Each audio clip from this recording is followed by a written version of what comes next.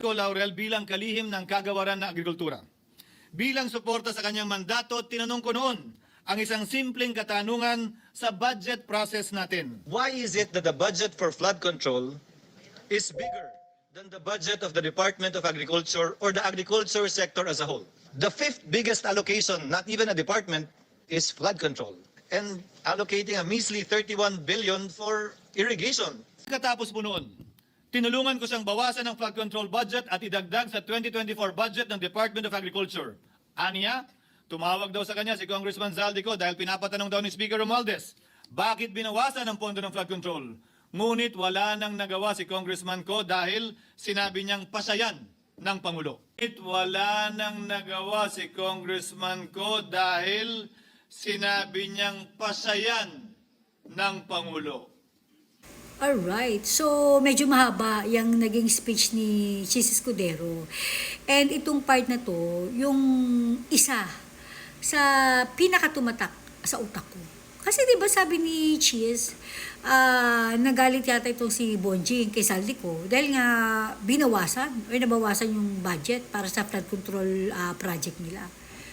Siyempre itong si Ko, tinawagan agad si Chu.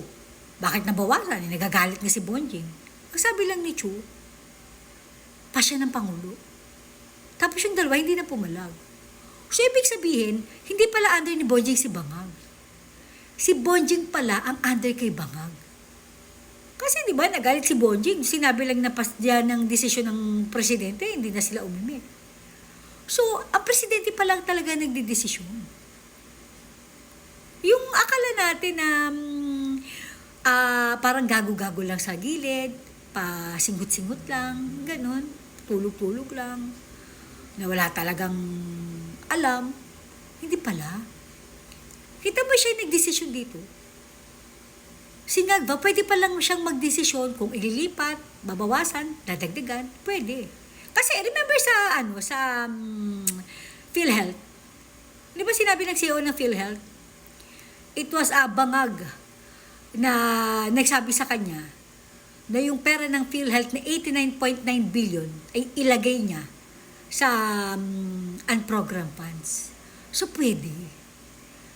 Si Bangag pala talagang nagdidesisyon.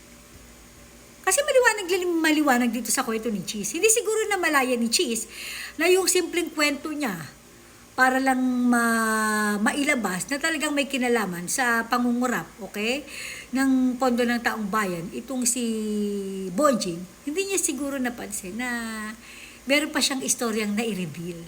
Ito na nga, na si Bangag ang nagdidesisyon. Tulad yan, gusto ni Bangag bawasan, ilagay sa agriculture, walang nagawa yung dalawa. So yung paglilinis-linisan, okay, isasabihin pa ng kumari ko na si Pangulong Bongbong Marcos Jr. po ang nagpasimula ng investigasyon na ito, siya pa ay walang kinalaman. Yan alam, may puro paghugas kamay. Pero huwag natin kakalimutan na hindi na malalabas ang pondo mula sa kaban ng taong bayan kung hindi naman pipirma si Bangag. Pero diba, yung all the while, ako to personally all the while akala ko parang baka napipilitan na si Bangag pumirma kasi baka may hawak si Bonjing sa kanya, kaya under siya, baka merong video, ganun.